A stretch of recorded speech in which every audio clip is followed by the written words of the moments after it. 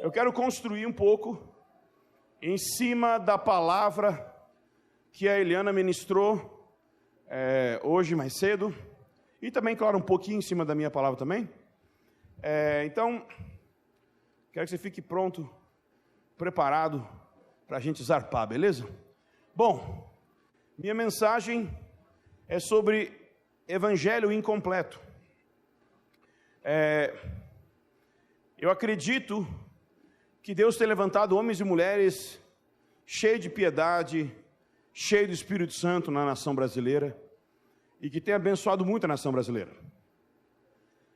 Mas eu preciso te dar uma palavra profética. Há mais ou menos 10 anos atrás, ok? A gente começou, vários irmãos no Brasil, começaram a publicar vídeos do John Piper e de outros irmãos. Exatamente 10 anos, inclusive aqui em Americana. E até então o movimento de teologia reformada era um movimento bem mais voltado só para pessoas mais velhas, não tinha tantos jovens inseridos. Mas acontece que nos Estados Unidos já estava acontecendo um boom, uma mudança, tanto que na revista Time saiu o pensamento que nós chamamos de neocalvinismo, não é exatamente calvinismo, como um dos 10 pensamentos mais influentes da sociedade no século XXI. Isso, obviamente, se deve ao ministério do John Piper, do Paul Washer e outros caras dessa linha. Bom, e se você é calvinista ou não, não importa. O fato é que, durante esse período, muitos de nós se alimentaram do que ouviram nesses caras. Então, os irmãos aqui em Americana fizeram um blog, Iago Martins participava na época, se não me engano, que era Voltemos ao Evangelho. Tinha um amigo meu do Rio Grande do Sul que também participava. Hoje é um site, todo mundo acessa e tal. Mas olha que interessante o nome, né? Voltemos ao Evangelho. E é muito essa proposta que a gente quer voltar ao Evangelho bíblico.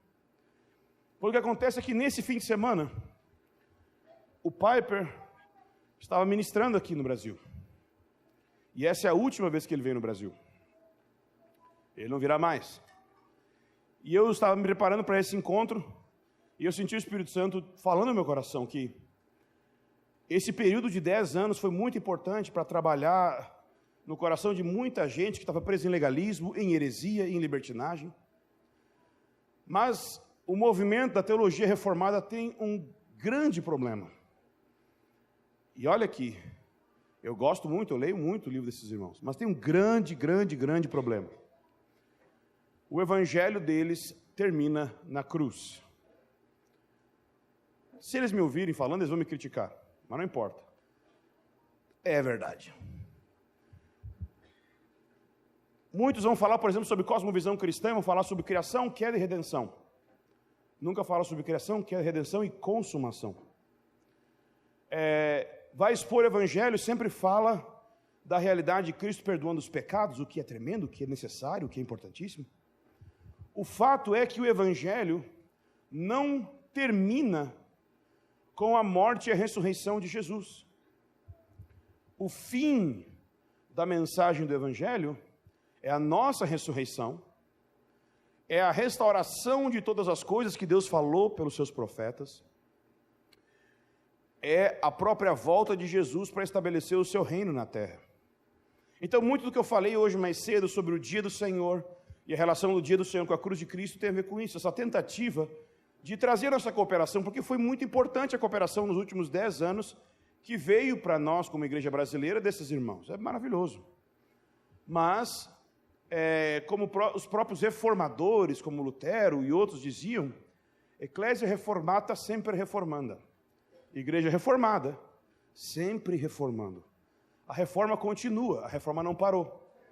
E eu creio que o Espírito Santo está nos chamando como geração para cooperar com essa reforma nesse aspecto da volta de Jesus. Então, a minha tese, que eu vou tentar defender aqui para você, é a seguinte. Primeira é que a mensagem central do Antigo Testamento é uma promessa pactual.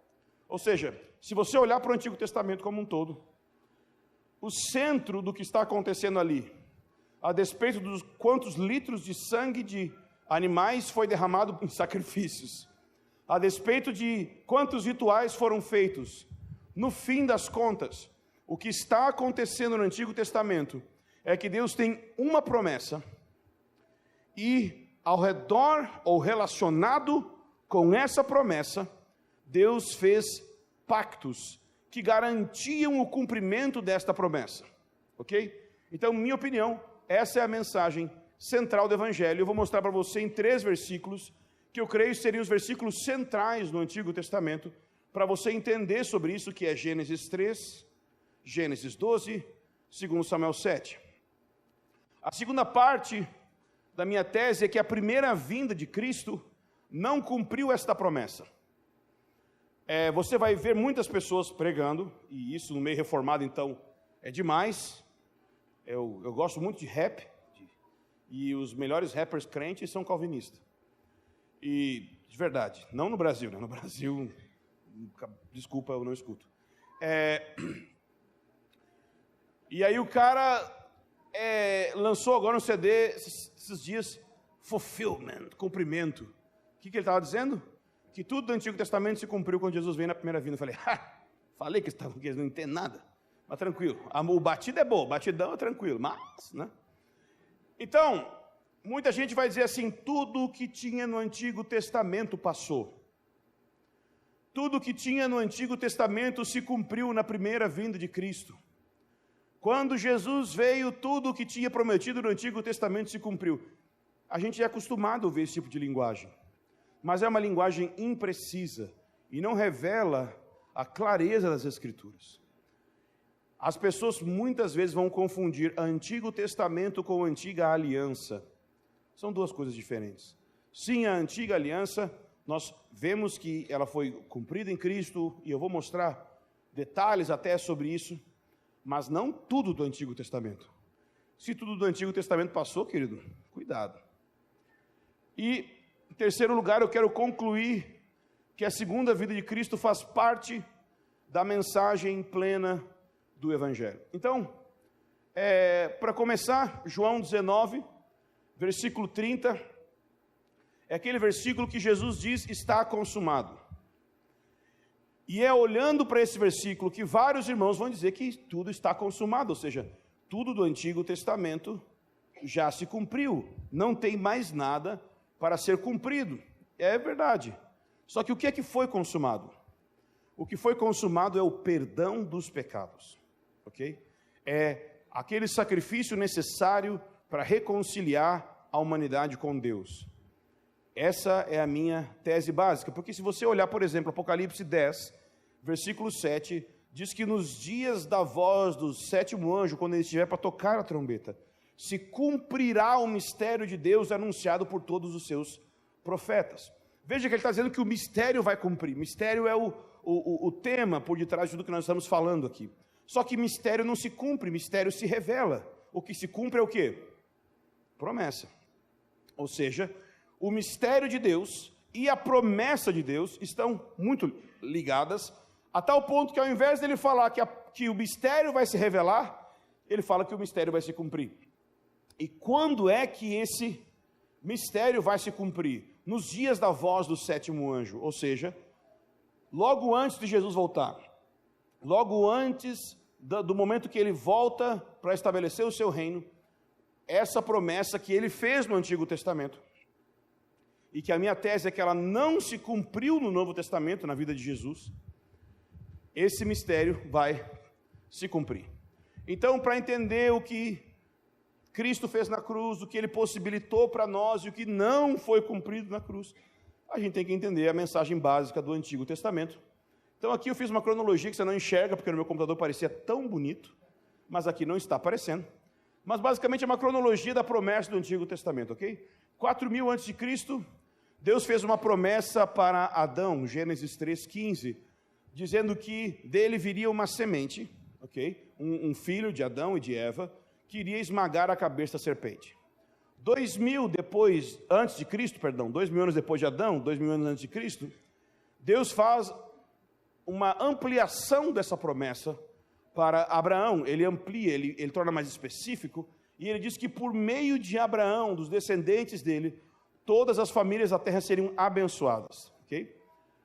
Alguns anos depois, 430 anos depois, para ser mais especificamente, Deus deu a Torá, Deus deu a lei, ok? E no ano 1000 antes de Cristo, nós temos a história de Davi em 2 Samuel 7, quando essa promessa de Gênesis 3, que se ampliou em Gênesis 12, torna muito específica em 2 Samuel 7, e a gente tem que entender cada uma delas então. Nós temos 3 promessas básicas, mas ela é uma promessa só, com 3 aspectos. Nós temos os aspectos adâmicos, abraâmicos e davídicos da mesma promessa. Então, o primeiro aspecto, o aspecto adâmico, o Senhor disse para Adão que viria da descendência deles alguém que iria esmagar a cabeça da serpente.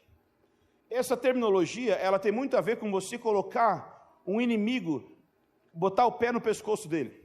É uma linguagem de guerra. O que está sendo dito aí é que vai se levantar um líder de guerra, alguém que vai fazer guerra contra Satanás e vai vencer. Então, o primeiro aspecto da promessa de Deus que você tem que ter em mente é que Deus vai levantar um tipo de general militar que vai esmagar Satanás e tudo aquilo que se levanta contra o conhecimento de Deus. Depois nós temos os aspectos abraâmicos dessa promessa. Gênesis, capítulo 12, o Senhor diz para Abraão sair da terra dele e ir para a terra que o Senhor iria mostrar para ele. E ele promete 3 coisas para Abraão. Ele promete que Abraão se tornaria uma grande nação. Ele promete que Abraão iria ter um território específico, que hoje nós sabemos que é na região da Palestina, na região de Israel, e que por meio disso, por meio de Abraão se multiplicar, se tornar uma grande nação, vivendo naquela terra, o resultado disso é que todas as nações da terra seriam abençoadas. Todas as nações da terra serem abençoadas não significa ter dinheiro, mas significa a reversão da maldição. No Éden houve uma maldição, a bênção é a reversão disso. O tempo passa e Deus faz uma promessa para Davi, e ele diz para Davi que Davi teria um filho, e esse filho iria se assentar no trono de Davi para sempre, e esse filho iria construir um templo para Deus em Jerusalém. Sim, diretamente nós pensamos em Salomão, mas essa promessa fala mais diretamente sobre Jesus. E então nós temos uma nova característica, ok? Em primeiro lugar, para Adão nós temos um general que vai vencer uma guerra contra Satanás. Mas essa promessa se amplia, e você vê que esse general vai fazer parte de um povo específico, que não é do Brasil, que não é dos Estados Unidos, que é de Israel. Ou seja, ele vai ter um exército de judeus com ele, um exército judaico com ele, uma monarquia judaica com ele. O irmão está dizendo que tem que circuncidar, usar kippá, falar Yeshua. Querido, tu não me conhece mesmo. Tu está falando isso é porque você não faz a mínima noção que nós aqui é Zumbi dos Palmares, beleza? Mas, tá vendo? Olha só como eu sou. Então, eu falei isso para o Asher. O Asher é um ministro judeu. Eu falei, Asher, glória a Deus, viu? Deus te enviou, mas eu como carne de porco sou mais próximo esqueci o nome do cara que eu acabei de falar, do Zumbi dos Palmares, do que de você e de Abraão. Então, a promessa davídica fala de alguém que vai construir um templo em Jerusalém e vai ter uma monarquia centrada em adoração. Então nós temos um guerreiro que estabelece um território específico. Nesse território eles multiplicam e eles se tornam uma nação numerosa que abençoa as nações, com uma capital onde você tem um templo e um trono de onde o reino de Deus acontece. Era isso que todos os judeus esperavam, era isso que se entendia sempre. Isso é o assunto da Bíblia no Antigo Testamento. E se você nunca viu isso, você não conhece a Bíblia, porque esse é o assunto do Antigo Testamento, simples como é. E é por isso que no Novo Testamento não mudou. Qual que é o primeiro versículo do Novo Testamento? É muito interessante isso, né? Mateus 1, Genealogia de Jesus Cristo. Filho de Abraão, filho de Davi. Filho de Davi, filho de Abraão. Gente, por que a Bíblia contém genealogia? Que não parece, genealogia parece que foi feito só para gastar tinta, né? Para nós pular quando está lendo. Que quem lê a genealogia na leitura da Bíblia é um santo, vai ser canonizado. Tu lê as medidas, tu lê a genealogia, você é uma pessoa diferente. Você é uma pessoa diferente. Eu leio a de Gênesis 4 ali, que é a primeira, e, nossa, não leio mais nada. Oxe, cova do maluco. Medida do templo de Jerusalém, lá, nossa, velho. Então, e fulano teve tantos filhos, eu perco a conta no segundo. Nossa. Mas tem um propósito de genealogia estar ali.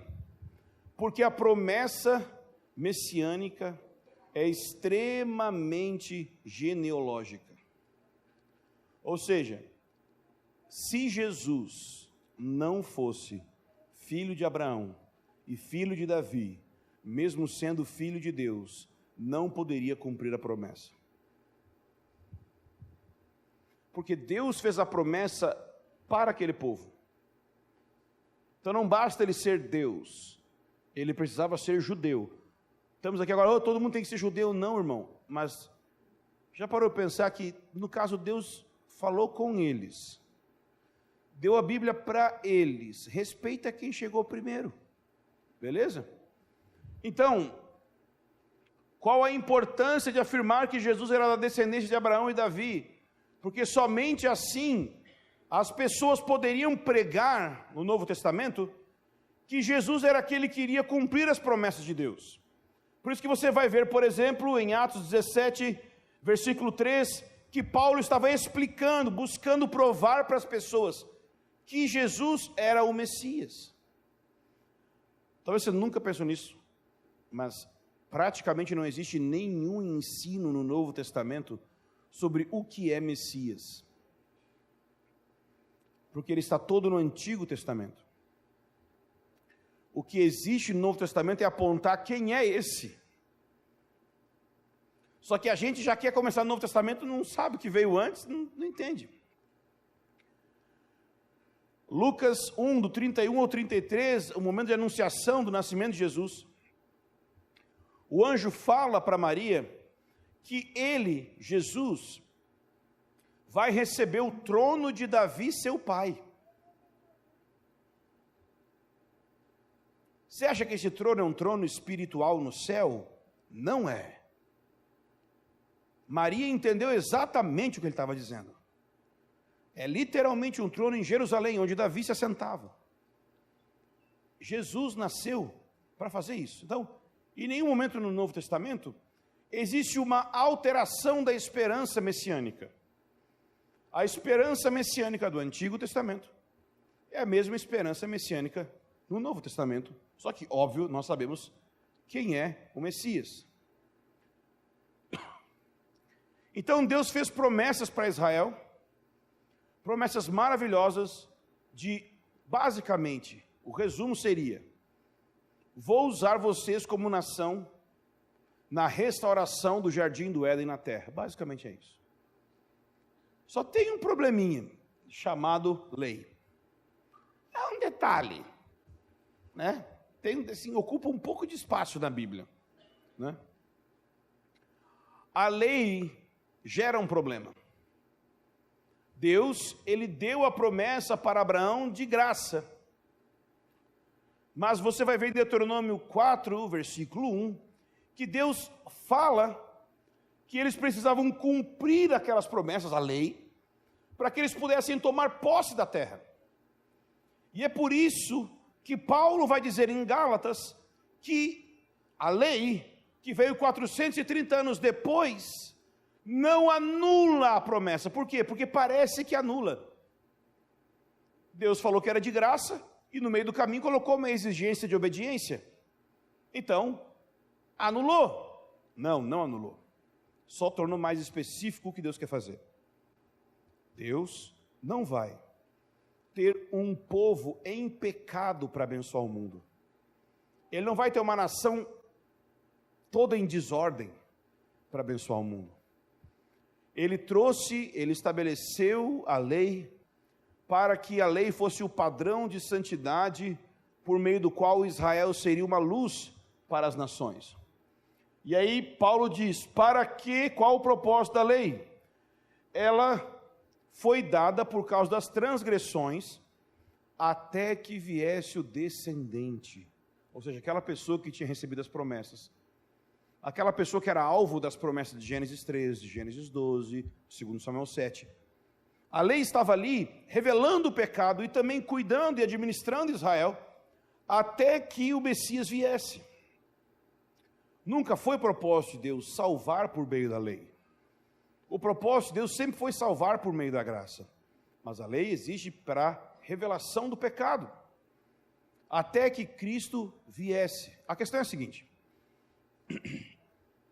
esse é o motivo pelo qual Jesus veio. Pensa comigo. Deus deu a lei, Israel não cumpre. Jesus veio para resolver isso, perdão dos pecados, porque Israel não podia estar na terra em pecado. Mas também tem uma outra coisa que Jesus veio fazer, que a gente fala muito, que é por meio do batismo com o Espírito Santo, escrever a lei de Deus no nosso coração. Por que ele escreve a lei no nosso coração? Porque uma vez que a lei esteja escrita no nosso coração, é possível obedecer. E uma vez que é possível obedecer, é possível estar na terra. O que é o exílio em Israel? É a consequência da desobediência, porque não obedeceram à lei, foram expulsos da terra. Então, estar na terra envolve obedecer à lei. Mas eles não eram capazes disso. Então, Jesus veio exatamente por causa disso. Jesus veio para resolver esse problema. Não que a gente pense isso, a gente pensa que Jesus veio só por nossa causa, que a gente é demais, né? Só que tem um probleminha.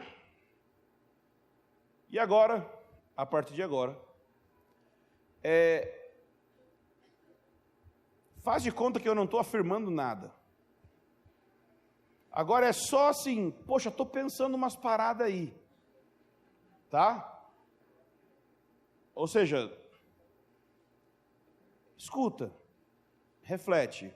O que eu estou falando não é lei, o que eu estou falando não é assim diz o Senhor. O que eu estou falando agora é para você meditar, para você refletir. Se você concordar, se alguma coisa fizer sentido o que eu vou falar a partir de agora, amém. Leva para a sua vida. Se não fizer, descarta, é só um gordo falando. Bom, essa é a promessa da nova aliança, amém? Quantas vezes já leu isso, né? Deus prometeu, irmão, que vai fazer uma nova aliança, aleluia! Com quem mesmo? Olha só!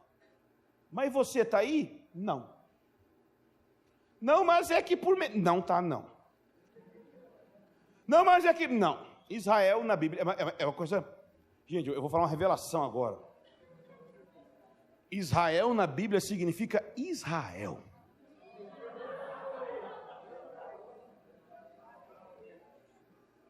E vou falar uma que pode ser uma revelação mesmo para você. E nenhuma vez, quando a palavra Israel é citada no Novo Testamento, se refere à igreja. A igreja não é Israel espiritual, não é Israel de Deus, não é nada disso. Toda vez que aparece a palavra Israel, ou significa o Israel étnico, nacional mesmo, ou significa aquelas pessoas que estavam vivas naquele período morando naquele território, o território e as pessoas daquele território, ou judeus convertidos. Só significa essas três coisas. Nenhuma você está dentro. Sério. Com quem Deus disse que iria fazer uma nova aliança, igreja?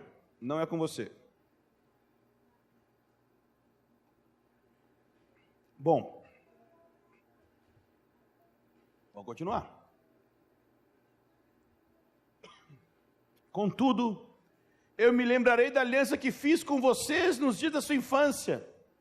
Infância de quem mesmo? Que sua que não foi. Ou quando Portugal chegou, Deus fez, para! Farei uma aliança de paz com eles, será uma aliança eterna. Eu os firmarei, eu os multiplicarei, porei meu santuário no meio deles para sempre. Pergunto eu, quem são eles? E esse santuário já existe? É a igreja. Não. Sim, a igreja, muitas vezes, ela biblicamente falando, você tem uma relação igreja e santuário, igreja e templo, isso é bíblico, isso é certo, ok? Não estou dizendo que isso não é certo. Mas você precisa entender uma coisa. Ezequiel sabia o sentido do que estava falando. O dia que você entender isso, sua hermenêutica, sua interpretação da Bíblia muda. O que eles falavam, eles entendiam. Você acha que eles entendiam que um santuário no meio deles era gentios convertidos espiritualmente sendo um santuário? Não. Santuário aqui é santuário, sabe? Pedra, santuário. Mas Deus não habita em templos feitos por mãos humanas. Por isso que Ele mesmo vai fazer um quando voltar. Ele disse, destruo esse santuário em 3 dias. Eu reconstruo. E alguém vai falar, é o corpo de Cristo. Não, é o corpo físico de Jesus. E ele nem disse templo, disse santuário, isso é uma aula de 24 horas. Qual o objetivo da nova aliança, então? É basicamente esse, resolver o problema da lei. Olha só, esta é a aliança que farei com a comunidade de Israel depois daqueles dias. Porém, a minha lei no íntimo deles, escreverei nos seus corações, serei o seu Deus, eles serão o meu povo, amém? Agora, vamos lá. Com quem Deus está fazendo aliança? Israel. E qual é o resultado da aliança? Você está vendo alguma nação de Israel hoje que tem a lei escrita no coração, que está vivendo em santidade? Bem-vindo a meu mundo. E é por isso que a gente fez o grupo do WhatsApp. Porque agora você pode começar a escrever as perguntas. Olha o versículo. Ele está dizendo que a nação de Israel inteira vai se tornar santa. Vai parar de pecar. Porque Deus vai fazer uma nova aliança com eles. E é uma aliança nacional. Você viu Israel fazendo uma aliança nacional com Jesus quando ele veio? Não. Pelo contrário, ele foi rejeitado.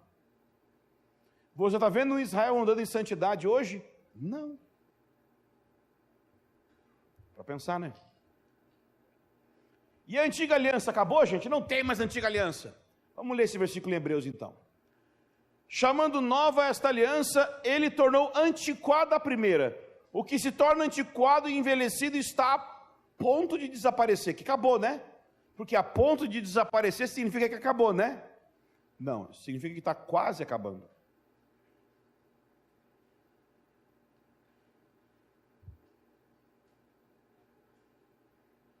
Será que a nova aliança foi feita? Será que a antiga aliança acabou? Não sei. A nova aliança foi cumprida? Não, foi cumprido que Jesus disse, esse é o cálice da nova aliança no meu sangue. Ok. Da mesma forma, depois da ceia, tomou o cálice, dizendo, esse cálice é a nova aliança do meu sangue, derramado em favor de vocês. Ok. Só que ele também disse, na mesma ocasião, desejei comer essa Páscoa com vocês, antes de sofrer, pois eu lhe digo que não comerei dela novamente, até que ela, o quê?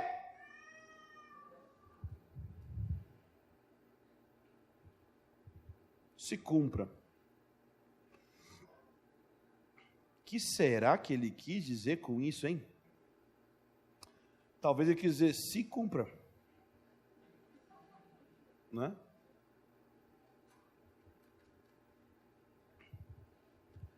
Tem gente que gosta muito, nós estamos na nova aliança, está mesmo, querido? Parou de pecar já? Porque a minha Bíblia diz que na nova aliança as pessoas não pecam mais. A gente tem duas opções. Fingir que não está pecando, que é um jeito, né? Você pode fingir. Ou pensar assim, não, é que eu não... É a pessoa que não veio na palavra da Eliana, aí não sabe. É só, não, é que eu não fiz esforço suficiente ainda. O Haroldo contava que culto de Santa Ceia na igreja e vigilantes do peso é a mesma coisa. Culto de Santa Ceia, o crente fala, segunda-feira eu começo a orar. Eu vou orar, eu vou jejuar, eu vou buscar. É que nem vigilante do peso, vai que dá, vai! Vai, gordo! Vai, gordo! Não é assim. Vigilância do peso é muito legal. Tem várias irmãs aqui que fazem. Inclusive um dos presbíteros faz também. E não é o Ivo. Quem será que é então?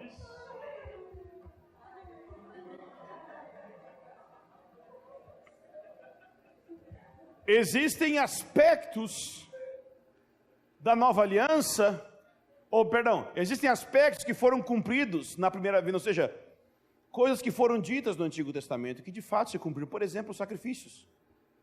Você não tem mais sacrifícios, ok? Abre o parênteses, não tem entre aspas. Como assim? Quem aqui já leu em Atos que Paulo fez um voto? Quem lembra disso aí? No fim de Atos. O que tem que fazer para fazer um voto naquele contexto? Sacrifício.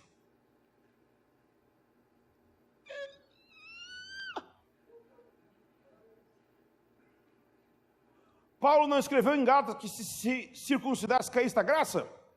Quem lembra disso? Gálatas, quem circuncidar cai da graça, não é isso? O que ele fez com Timóteo?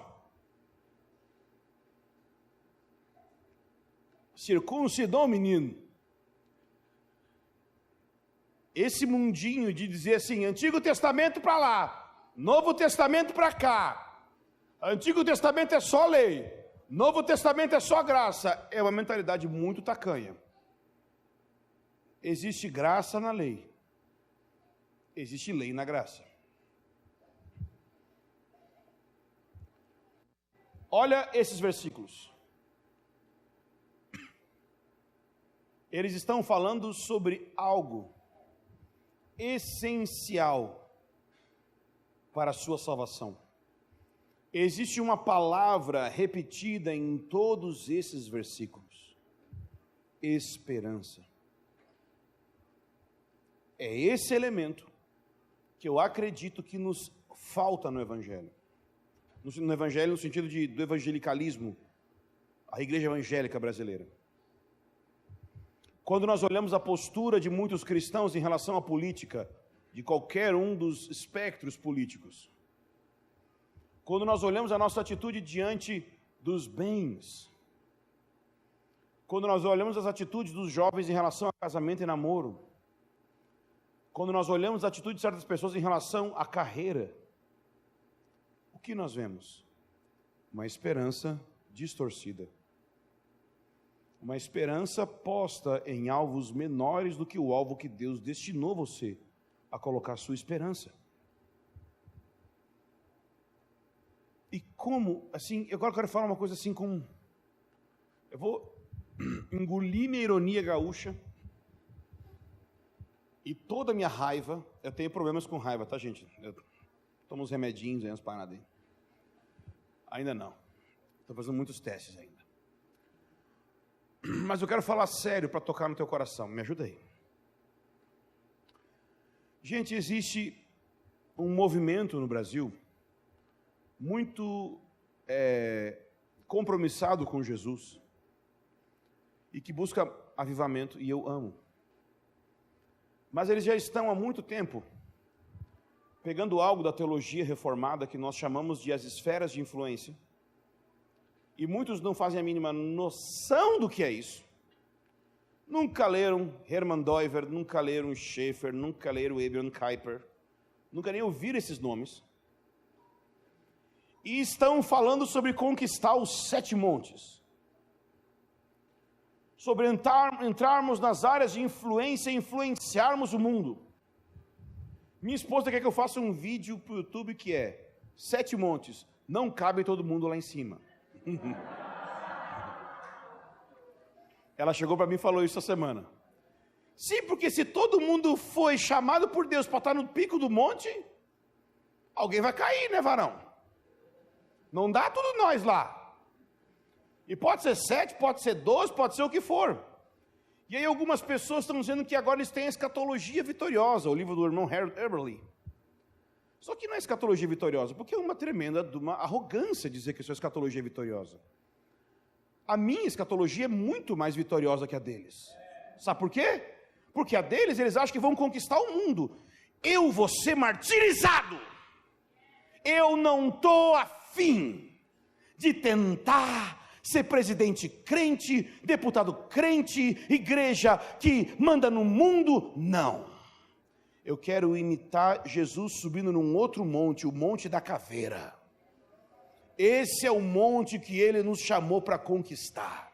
É o monte da entrega total, da rendição a ele, porque nesse mundo nós não temos esperança alguma. Esta era não é nossa esperança. O que nós queremos é o retorno do Messias, e nós queremos pavimentar a vinda dele com o nosso sacrifício e sangue.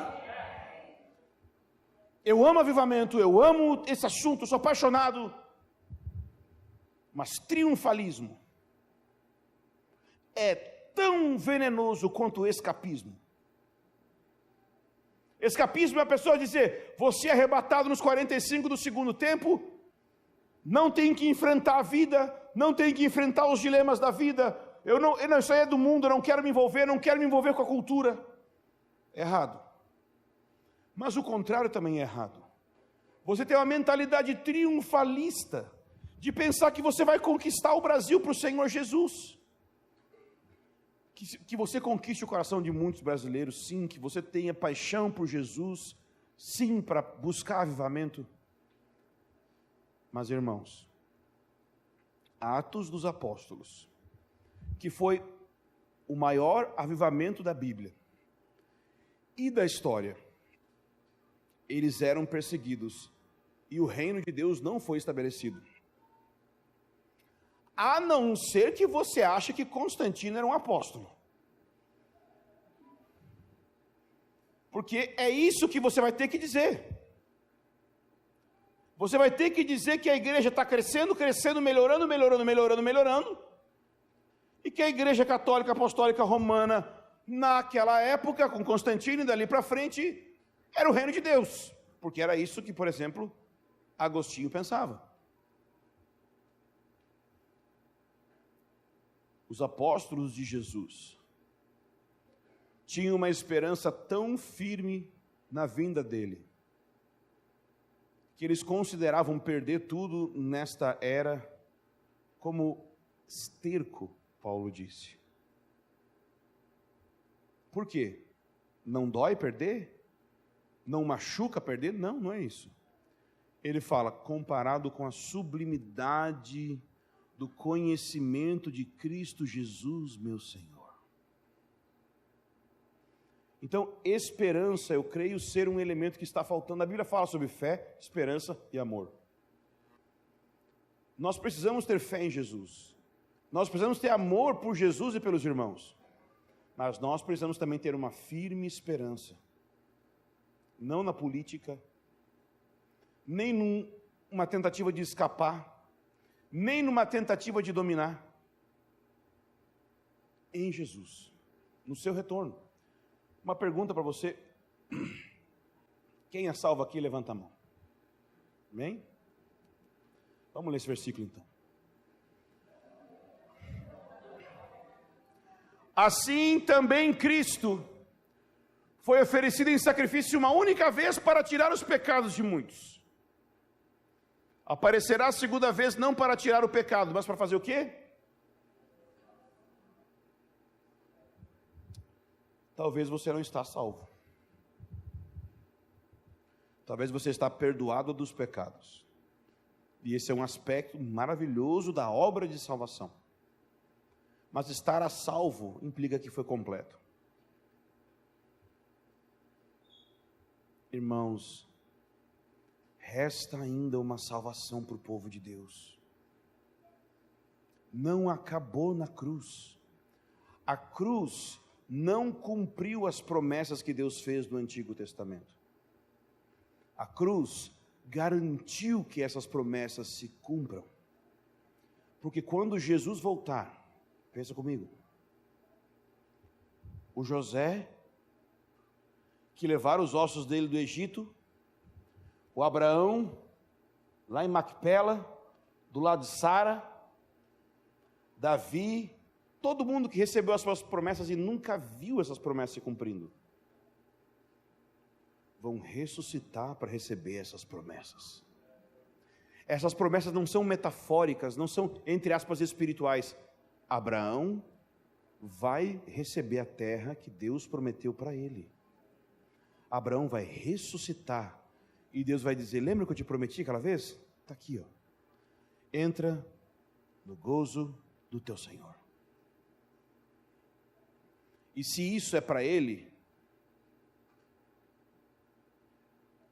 o que será que Deus tem para ti? A gente pensa sobre nós como igreja tão errado. A gente ou se acha muito ou não se acha nada. A gente nunca fica no lugar certo.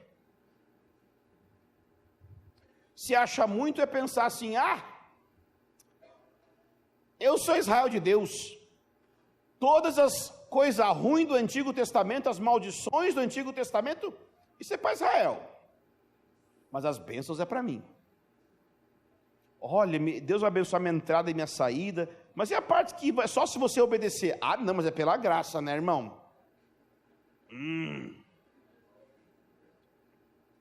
Entendi. Mas talvez depois de um ensino como esse, você fica assim: meu Deus, o que sobrou para nós? Meu Deus. Nós vamos explicar mais sobre isso. A gente vai entrar mais nisso, e eu apenas coloquei na sua frente uma pergunta que você não fez ainda, ok? Talvez você não sabe nem que pergunta que é, mas o fato de estar inculcado significa que você está pronto para conhecer o mistério.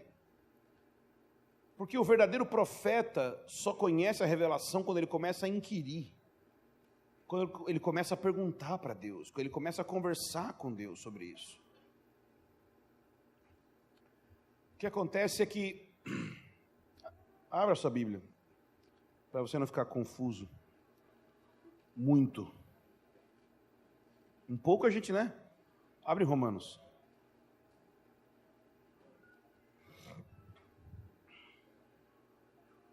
Capítulo 10 e 11. Vamos no 11.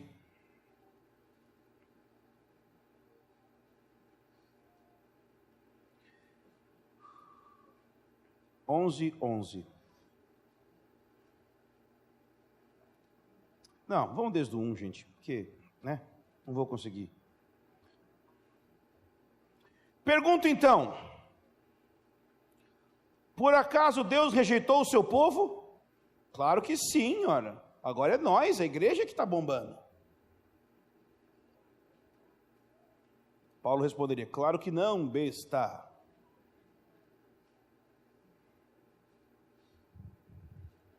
De modo nenhum. Por que, Paulo, que de modo nenhum? Como que você pode provar esse negócio para mim? Bom, primeiro, olha eu aqui.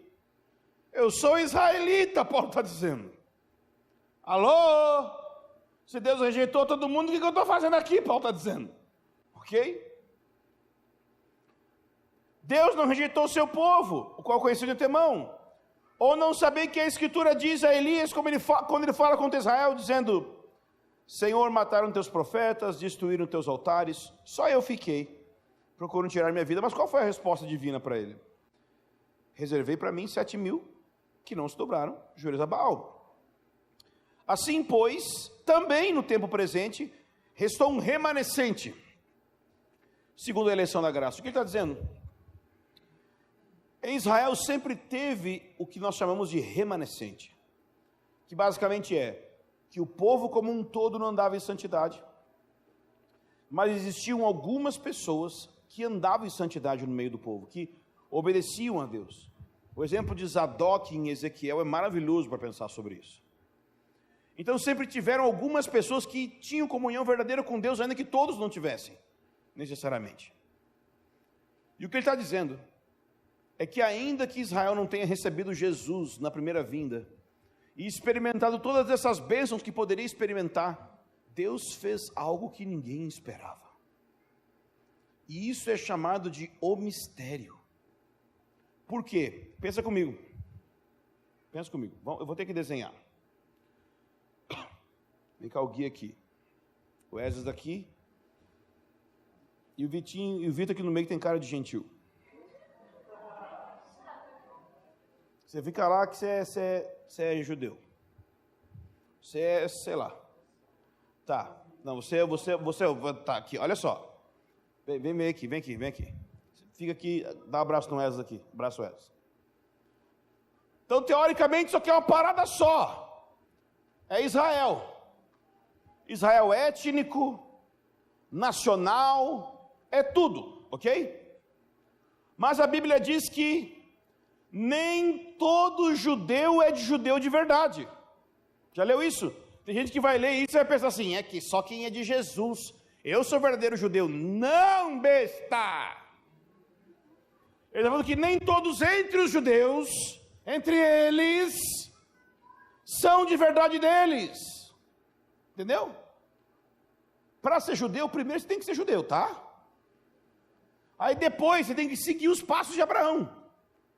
Seguindo os passos de Abraão, você não se torna judeu, você se torna filho de Abraão. E é bem diferente de uma coisa da outra. Veja, então sempre tinha um remanescente, ou seja, Israel talvez não obedecia a Deus como um todo, mas tinha um tantinho de gente que ainda obedecia.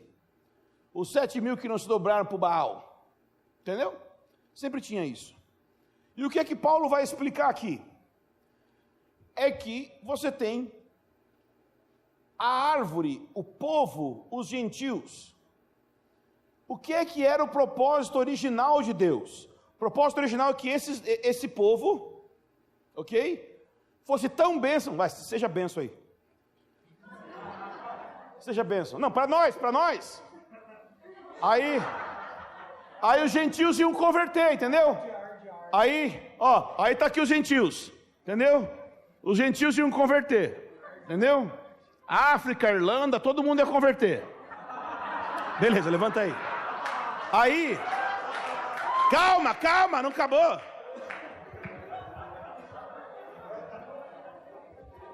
Aí, Jesus veio e eles não receberam Jesus, mas algum deles receberam. Eles podem ser uma bênção para as nações só com alguns e outros caídos? Não podem. Então o que Deus fez? Antes de chegar o tempo que as nações sejam salvas, Ele pegou algumas pessoas das nações. Ou seja, não são as nações, não são as etnias inteiras. Assim como tem um remanescente de dentro de Israel, Deus pegou algumas pessoas, vamos supor que a gente fosse uma nação só. Qual nação que a gente é? Brasil. E o Brasil como um todo, supondo que seja eu, não é você, né? O Brasil como um todo não converteu. Mas Deus colocou algumas dessas pessoas em Israel. A Bíblia diz, enxertou eles em Israel. A pergunta é, onde? A igreja evangélica brasileira está achando que enxertou a gente aqui, ó. Vamos fazer as festas, vamos usar kippah, só fala Yeshua, toca trombeta. Não é aqui que Deus colocou a gente, é aqui, querido. Deus nos colocou no remanescente. Nós não estamos aqui por causa de etnia, de costume, mas por causa da fé. Abraão não é a marca, o ponto demarcatório que nos define como povo de Deus, mas a fé em Jesus. Nós não somos centrados em Israel nesse sentido, somos centrados em Jesus, na fé em Jesus. Então o mistério é o seguinte, é que isso aqui nunca foi claro na Bíblia. Isso nunca foi claro. O que Deus está querendo fazer? Isso aqui, ó, chama igreja. O que é igreja? Igreja não é Israel. E igreja nem é as nações. É uma outra coisa. Chama noiva. E a noiva vai crescer em maturidade, a ponto de gerar ciúmes em Israel. E Israel converte a Jesus, e quando ele converter, converte as nações. Esse é o plano de Deus. É isso que Deus está fazendo nesse tempo. Deus está amadurecendo o seu povo, a igreja, junto com judeus convertidos e gentios convertidos de várias nações. Mas nada disso era claramente visto na Bíblia. Nada disso era óbvio. O que era óbvio é que os gentios iam converter, isso todo mundo sabia. Mas o que nós estamos vivendo agora não é essa conversão dos gentios que nós estávamos esperando. Isso ainda vai acontecer quando Jesus voltar. A salvação das nações. O que nós estamos vivendo é o mistério. Porque Paulo diz em Efésios que o mistério é esse, que os gentios são coparticipantes do corpo, membros do mesmo corpo, da mesma herança pelo Evangelho. É uma outra coisa. Nós não somos Israel e nem somos mais simplesmente gentios. Nós somos a noiva. Pode sentar, gente. Valeu. Qual então deve ser o molde, o peso central nosso? Qual deve ser a têmpera da nossa pregação? Qual deve ser o foco da sua fé? Tem uma palavra na Bíblia, que é a palavra Maranata. E eu creio que Deus está trazendo esta palavra de volta a nós. Desejar a volta de Jesus como nunca antes. A Bíblia diz que Jesus vai voltar fisicamente, não é espiritualmente, irmãos. Nosso desejo deve ser o retorno do nosso noivo.